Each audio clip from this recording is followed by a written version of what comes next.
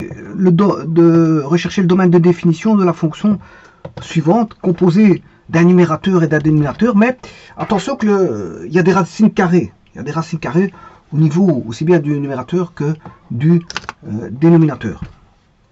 Donc en d'autres termes, on a racine carrée de x du numérateur sur racine carrée d'un dénominateur. Alors sachez que le numérateur, c'est une fonction du second degré, et le dénominateur, c'est une fonction du second degré aussi. Voilà. Alors pas confondre un numérateur sur un dénominateur comparativement avec un numérateur sur un dénominateur. Ça ne se traite pas de la même façon. Parce que celui-ci, il va être traité séparément. Parce que, voilà, vous allez voir qu'il doit être traité séparément. Bon. Alors ici, dans ce cas-ci, si vous mettez par exemple 1 dans x, moins 2 fois 1 au carré, plus 7 fois 1, plus 15, ben voilà, ceci c'est positif. Si vous calculez ça, ça fait 20. Or 20 c'est positif, vous pouvez prendre la racine carrée de 20. Par contre, si vous avez un nombre négatif, vous ne pouvez pas prendre. Vous devez rejeter. Et donc il y a des x qui vont faire en sorte que la racine carrée sera négative à l'intérieur, et donc ça c'est interdit dans les réels. Dans les réels c'est interdit. Voilà. Donc si vous voulez savoir ici les conditions d'existence, vous en aurez deux. Une pour le numérateur, voilà, qui est moins 2x carré plus 7x plus 15, qui peut être nul, hein, parce qu'il est au numérateur.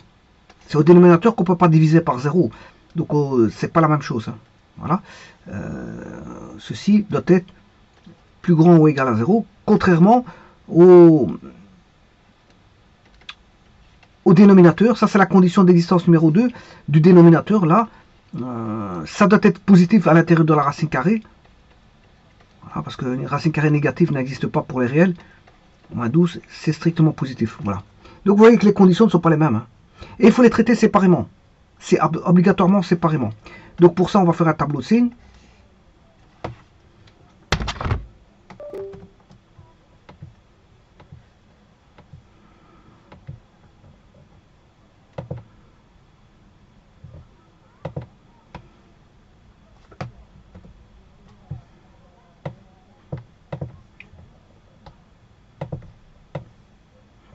Alors on va évaluer les x pour avoir la condition.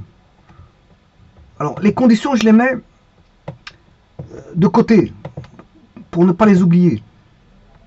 Pour ne pas les oublier, vous devez les mettre quelque part. Bon, par exemple ici.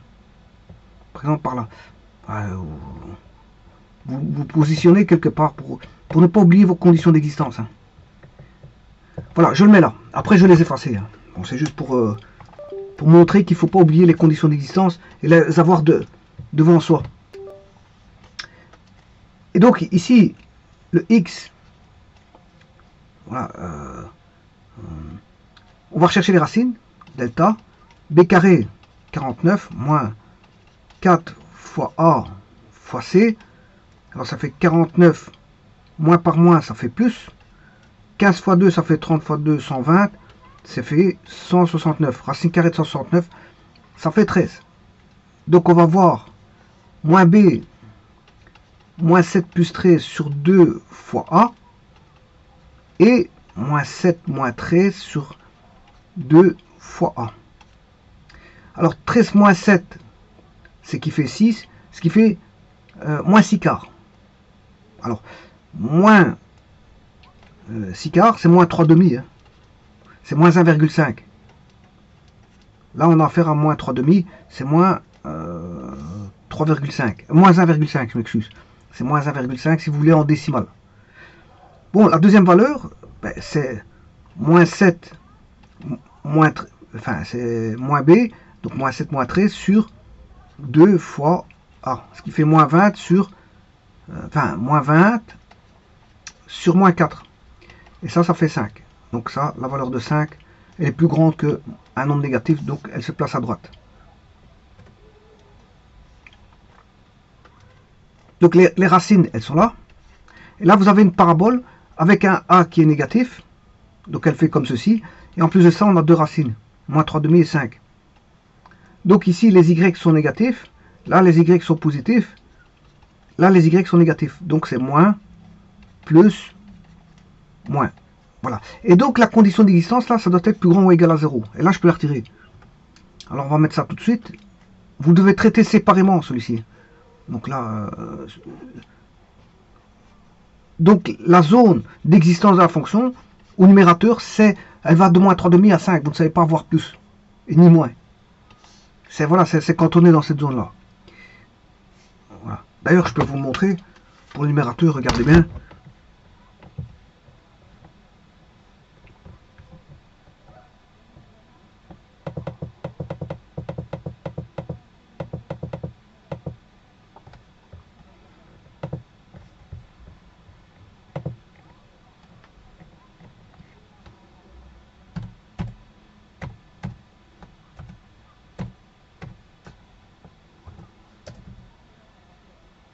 Voilà, vous voyez que c'est ceci. Si je mets une racine carrée, voilà, vous voyez, il reste plus que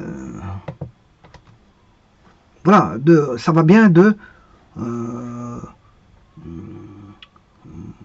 1,5 et moins 3,5. Hein. Vous voyez que on a bien moins 1,5,0.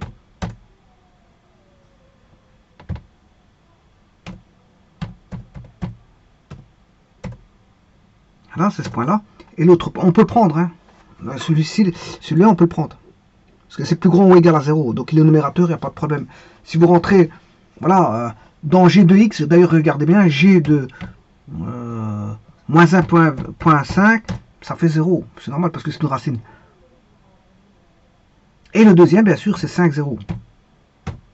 Donc vous voyez que là, c'est positif. Les valeurs de X n'existent que de moins 1,5 à 5. Et moins 1,5 pris et 5 pris. Bon, maintenant, le deuxième.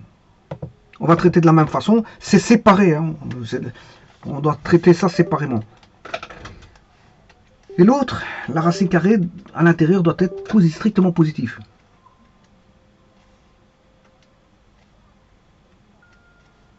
Alors, ici on va chercher le delta. B carré, 25 moins 4 fois A fois C. Moins, par moins ça fait plus. 25 plus 4 fois 3, 12, 12 fois 12, 144. 25 plus 144, 169. Donc, la racine carrée de 169, de nouveau, c'est 13, comme tout à l'heure. La racine carrée, c'est 13. Donc, moins B, moins 5, plus ou moins 13 sur 2 fois A. Alors, moins 13, moins 5, moins 18, sixième, ce qui fait moins 3. Alors ça, c'est moins 1,5. Hein. Donc, moins 3, il est à gauche de moins 1,5. Et le deuxième, moins 5, moins 13, je l'ai mis. Donc, je vais faire avec le plus. 13 moins 5, ce qui fait 8. Ça fait 8 sixièmes. 5, 10, c'est 8 sixièmes. Ce qui fait 4 tiers.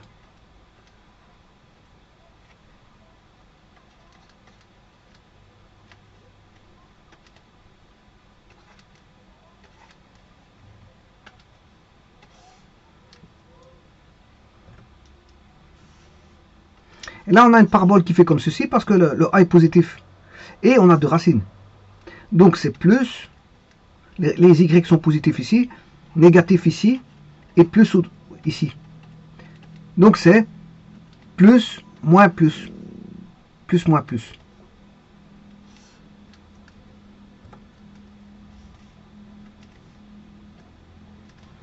On aura du plus, du moins, et de plus. Bon, la seconde elle doit être strictement positive. Hein. Strictement positif. Donc, strictement positif, c'est ici. C'est la zone qui est là. Strictement positif. C'est toute cette zone-là. C'est à droite de 5. Bon, maintenant, ce qu'il faut faire, c'est de regarder les deux en même temps. Voilà. Une fois que c'est fait séparément, vous devez regarder l'un doit être plus grand ou égal à 0 et l'autre doit être strictement positif.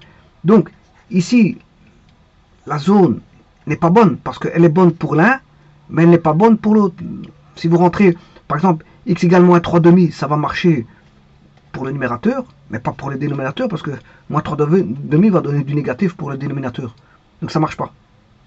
Donc, il faut aller rechercher une zone où c'est plus plus. Et la zone plus, la seule zone plus plus, voilà, vous voyez bien que elle est de 4 tiers à 5. De 4 tiers à 5. Donc c'est une petite zone de rien du tout. Alors avant toute chose, je vais vous montrer la zone là de 3x carré plus 5x moins 12.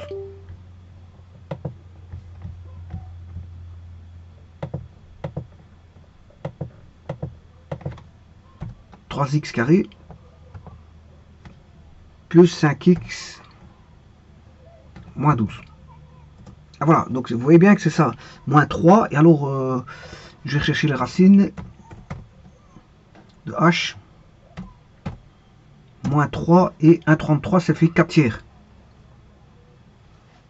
1,33 c'est 4 tiers, regardez bien, 4 divisé par 3, voilà c'est 1,33, c'est 4 tiers, donc c'est bon.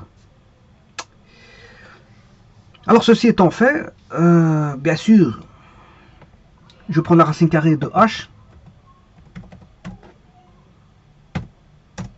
Voilà, et vous voyez bien que la fonction n'existe que, voilà, au-delà de 4 tiers et en deçà de moins 3. Donc au-delà de 1, donc dans la partie droite de 1, elle existe jusqu'à l'infini, enfin avec une tendance infinie, et en deçà de moins 3, c'est-à-dire en dessous de moins 3, avec une tendance infinie. Donc entre les deux, elle n'existe pas. Donc d'un côté, vous avez ceci. Voilà. Et il faut prendre là où les deux sont positifs. Alors ce qui veut dire que la zone de gauche, vous pouvez la rejeter parce que la courbe en bleu sera négative à partir, enfin en dessous de moins 1,5, elle est négative. Voilà, en dessous de moins 1,5, elle est négative.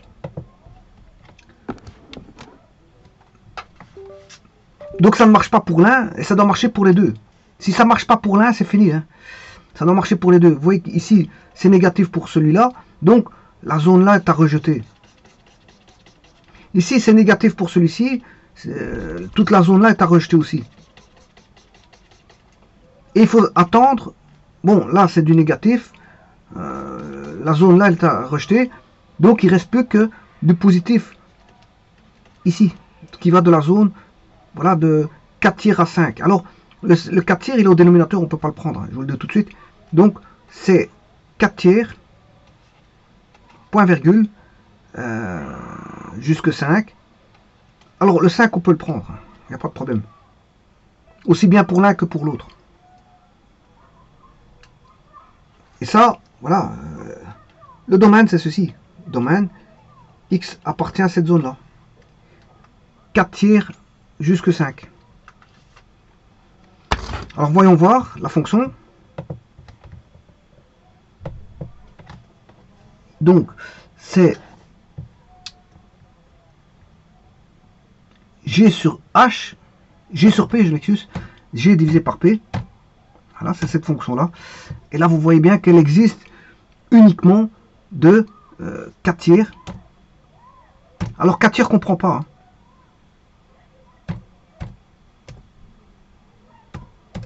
Voilà, 4 tiers, vous ne pouvez pas le prendre, c'est un point rouge. Hein. D'ailleurs, je vais mettre une asymptote. X égale 4 tiers. Voilà. On ne prend pas le 4 tiers. Je vous le dis tout de suite. C'est un point qu'on ne prend pas.